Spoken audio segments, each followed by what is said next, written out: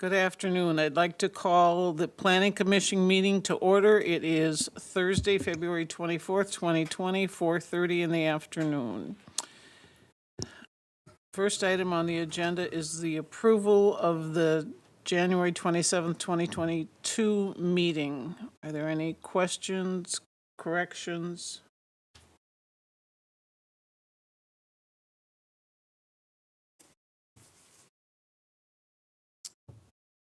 I've got none. I'll offer motion to approve as presented.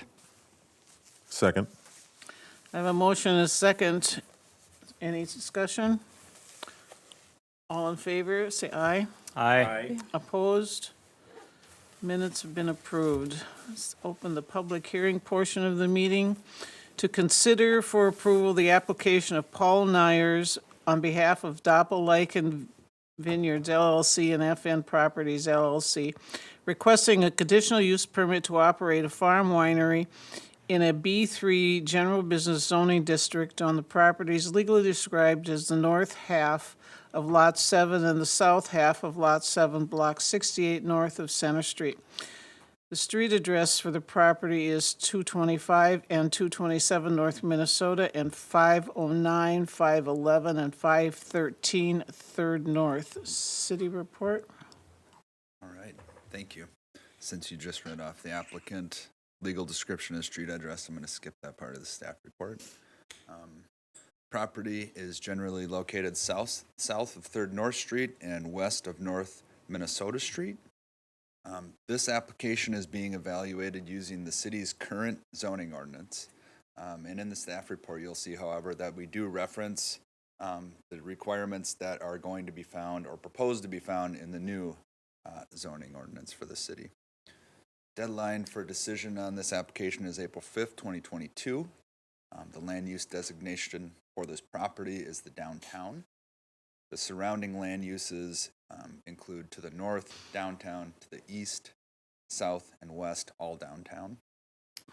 The zoning designation is the B3, the general business district. Surrounding zoning for these properties to the north, east, and south are B3, and then to the west, B3 and R3, the multiple family district. Currently, the site is being used for offices and apartments. Current land uses in the area include George's and the New Ulm Journal to the north.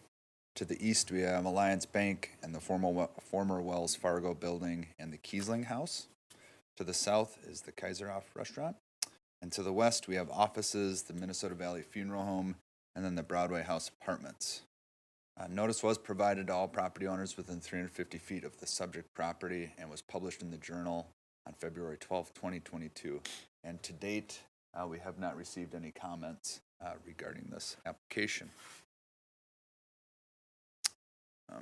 You'll notice in your packets there were two application forms provided, since we have two separate parcels of property that are participating on this project. The purpose of the B3 zoning district is to accommodate central retail and office activities, which are citywide and of regional significance with a wide variety of retail shopping opportunities.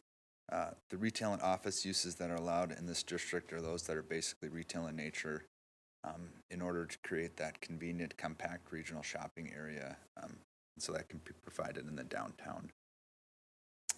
Other general business activities of the same character as what's being proposed are those listed as permitted uses and are allowed in the B3 zoning district with a conditional use permit.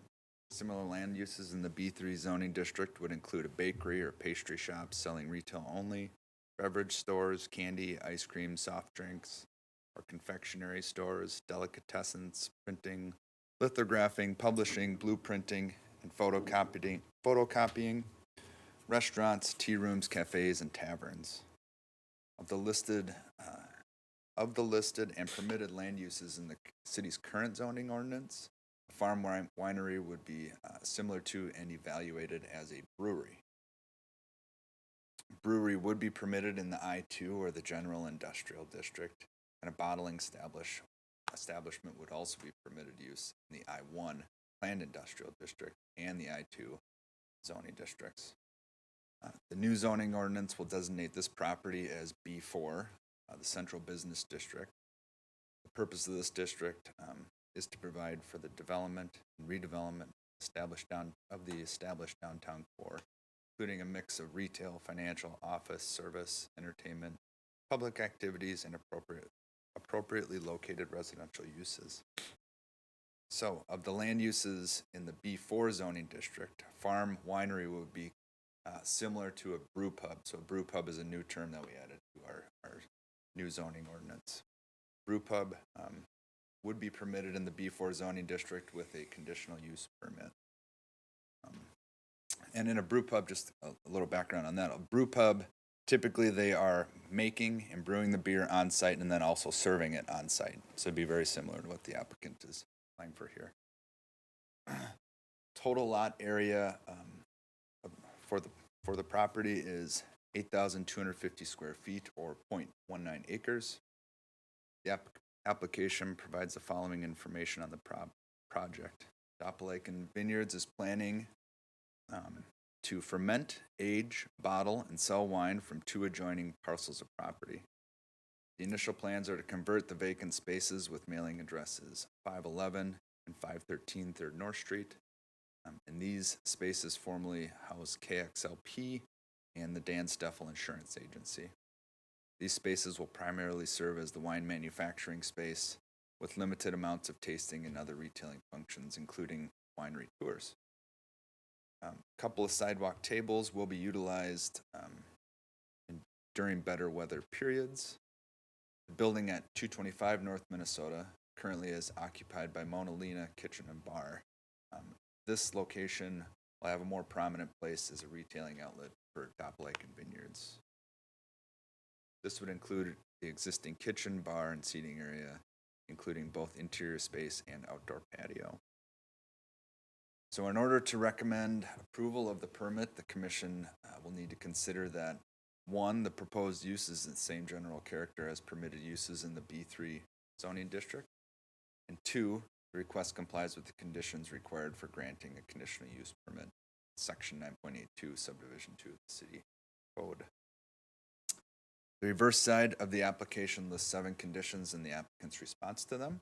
And the 8th question asks, why should the city approve your request? The applicant's response is as follows. The request will provide additional downtown business growth in addition to being a tourist destination. We have 4 attachments in your packet, and I'd like to pull them up on the screen here, at least one of them.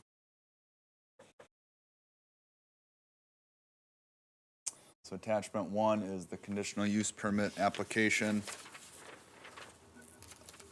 Applications. Attachment 2 is the site location map. So I just wanted to note that there's 2 separate properties we're dealing with this application. To the north, we have 227 North Minnesota Street, and that's at the corner of Minnesota and 3rd North. And then to the south, we have 225 North Minnesota Street. Doppeleken will be operating out of both of those properties. Then we have a zoning map showing the location of the property and then some ground level photos.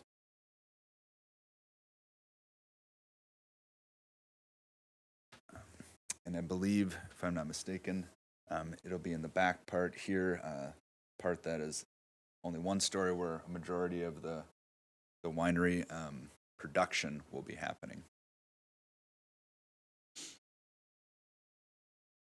Okay. So staff recommendation. The staff would recommend approval of the request for the following reasons. 1, the application complies with the conditions required for the granting of a conditional use permit. 2, the proposed use is of the same general character as other permitted uses in the B3 zoning district. This would again include a bakery, bar, restaurant, and printing shop. 3, the proposed use is compatible with adjoining land uses as well as those found in the downtown area. 4, the manufacturing process will take place within the building. 5, farm winery is similar to a brew pub, and a brew pub is a land use found in the downtown areas in other Minnesota communities. Staff would also recommend 5 conditions with this approval. 1, the applicant will pay the cost to record the permit with the Brown County Recorder's Office. 2, no exterior storage will be permitted on either of the properties. 3, the applicant will secure and maintain the necessary state and federal licenses to operate a farm winery. 4, there will be no external manufacturing impacts on area properties. And 5, the applicant will comply with the city's outdoor seating requirements. There are 2 potential motions, one to approve or one to deny this application. The applicant is present, and I'm sure would be willing to answer questions if you would have them. That concludes the staff report.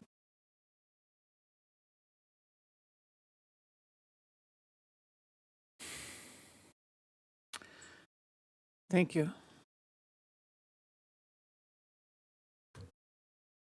I have a question. Paul, would you please step up to the microphone, state your name and address?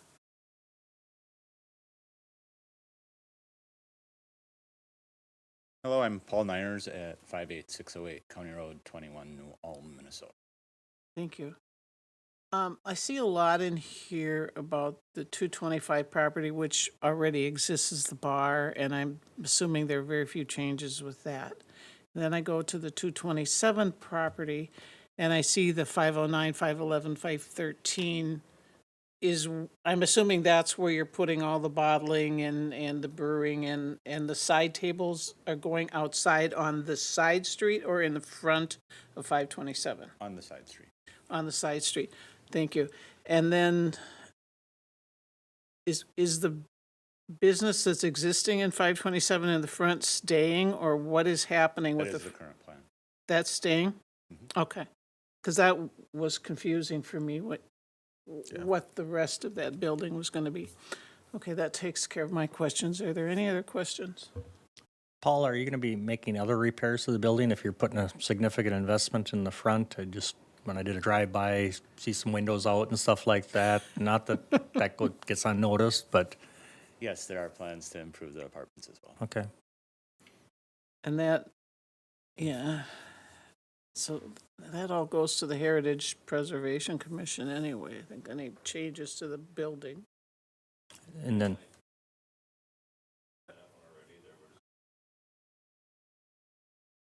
I thought there were some windows approved back. Yeah. Like 5 years ago, yeah, okay.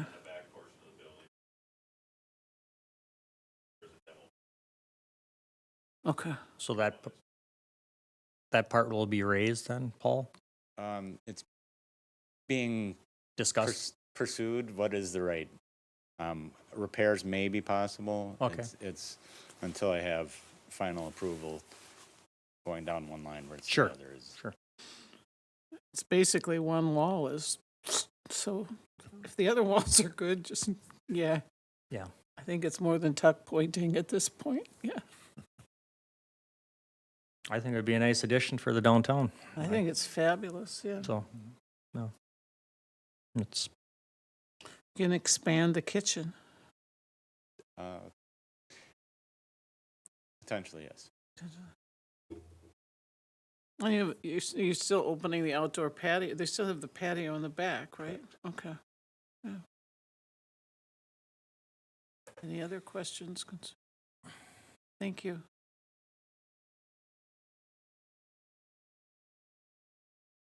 Is there any further discussion?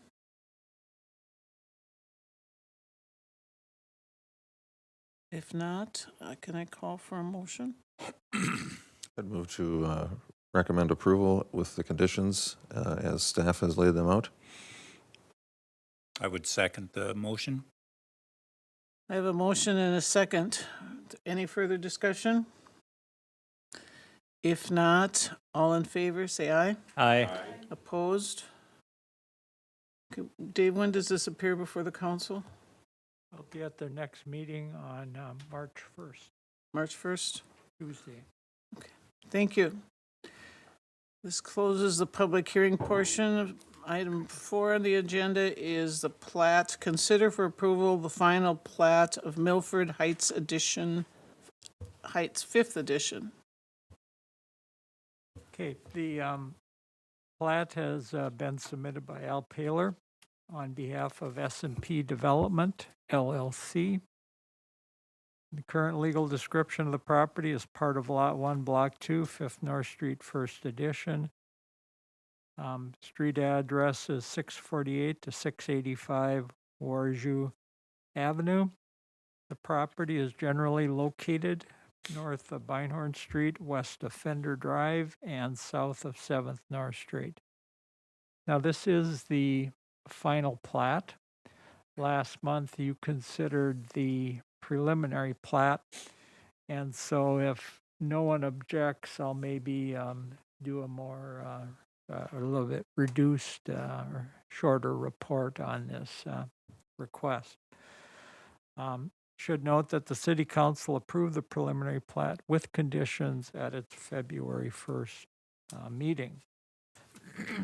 Deadline for decision on this request is April 16th, 2022.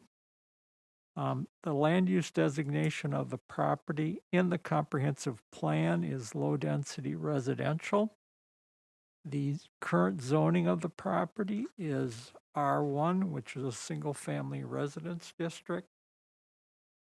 The current site use, it's vacant. As far as notice is concerned, none is required for a plat. We have not received any public comment on this particular request. Utilities are available to serve the property. The comprehensive plan does not designate, a park within the platted area. The total platted area is 5.48 acres. The plat will extend Warju Avenue from Beinhorn Street to 7th North Street, and the platted lots will be located on both sides of that street. There will be a total of 10 lots on each side. We also have, besides the street, 2 alleys, and those will be extensions of existing alleys that are already in place. As was noted last month, one alley will be 20 feet wide. The other will be 10 feet wide. The reason it's 10 foot is we're going to hopefully secure 10 feet from the property on the other side of the platted area at some point in time in the future. Twin homes are proposed for these platted lots, so there'd be a total of 5 twin homes. The requirements for a lot in the R2 zone, 65 feet wide, 125 feet in depth, 6,000 square feet. The lots meet all of those requirements. And the city previously has approved an ordinance where we allow a 0-foot interior side yard setback for a twin home type of structure. So there was no need for any variances for this particular plat. Status of conditions, the platting fee of $475, that payment is pending. The request for an electronic file of the plat in an AutoCAD 2016 or newer format, that notice has been provided to the land surveyor. Enter into a development agreement, that is pending. I can note that we just a couple days ago received the first draft of the development agreement, and I think we'll be able to get to it fairly quickly. And so that particular condition should be addressed, I would think, in the near future. Necessary utility easements have been provided. And the rezoning of the property, as was discussed at last month's meeting, we're going to include it, hopefully, with the council's approval of the new zoning ordinance, and it has been included in the new zoning map. There are 2 attachments. One is the final plat, And the second is an aerial photograph showing you the location of the platted area. Staff would recommend approval of the final plat with the conditions. It does comply with city code requirement. The two outstanding conditions that need to be completed are the payment of the platting fee and entering into the development agreement. As we noted also at last month's meeting, the property owner previously provided land and received credit for Fender Park. And this land contribution satisfies the parkland dedication requirement for this plat. Two motions are provided, one to approve and one to deny. And that would conclude the staff report. Thank you. Discussion? Nothing new. I would motion to approve. With conditions. Second With the conditions as stated, Thank you. correct. and second. I have a motion and a second to approve with conditions. Is there any further discussion? Hearing none, all in favor, please say aye. Aye. Opposed? Motion is approved. Next on the agenda is report, City Council decision concerning Planning Commission matters in February. Okay, at the council's February 1st meeting, they accepted the zoning map that you had forwarded to them, and they included it in the new zoning ordinance. They also approved with conditions the application of Nicole Elsawoff and Rich Draheim for a conditional use permit for indoor and outdoor storage units at the New Ulm Event Center property. That address is 301 20th South Street. And they also then, as I reported, approved with conditions the preliminary plat of Milford Heights 5th Edition. At the February 15th meeting, they conducted the first consideration of ordinance number 2022-49, which deletes Chapter 9 of the City Code, which is our zoning regulations. And then they will adopt Appendix A relative to zoning. So that's our first consideration. Second consideration of the ordinance would be conducted at their March 1st meeting. And it would be at that time that they would vote to approve or disapprove the ordinance and the new zoning ordinance. Then the city is required to publish the ordinance in the newspaper, and 30 days after its publication, it becomes effective. So that's kind of the schedule going forward. Something else that the council did at the February 15th meeting, they had a work session, and at the work session, they viewed new ward and precinct maps. With the receipt of the new census material on population, city's required to redo its ward and precinct maps, and that kind of, the county's required to do the same thing. Every governmental unit that deals with population has to do that. Then a second report that they received was from the Brown County Assessor's Office. And basically they were forewarning the council that there is going to be a substantial impact in land value with this year's valuations that are provided, to taxpayers. And that it's probably the largest that they have ever seen. And he said it's not just New Ulm, it's statewide. So we'll all be getting our new property valuation statements within the next month, I believe. And then in May, they conduct It's in April, Dave. is it in April? Yeah, I think it's gonna be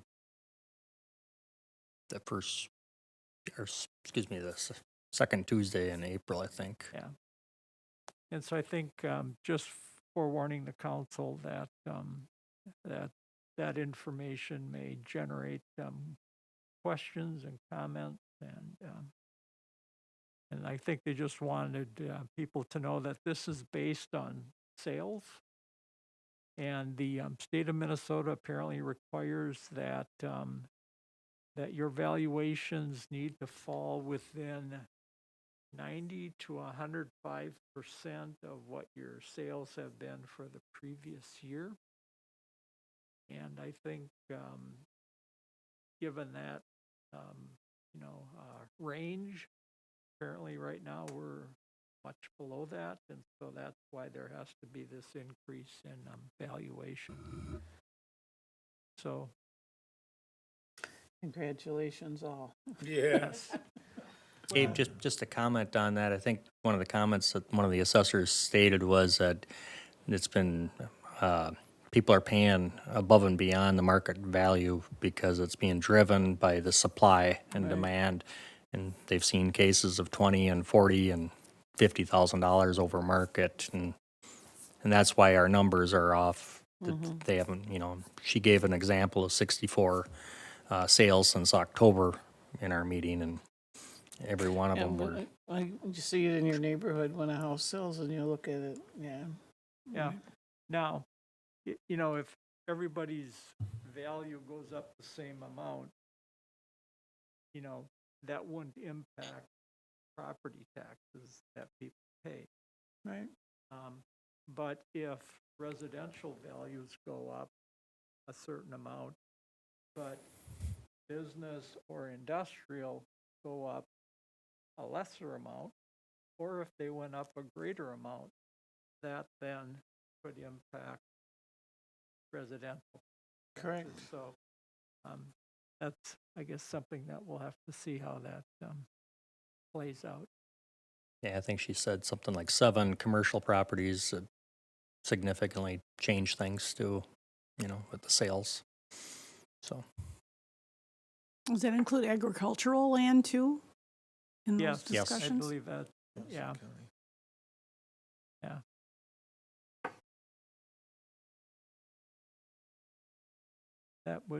That concludes Yes, with that good news. with that little bit. Elwood, do we have no Heritage Planning or Preservation Commission activity? Okay. Is there any other business that anyone wishes to bring before the commission? If not, this meeting stands adjourned. Thank you. Thank you for that cheery news. I thought you were going to tell me they found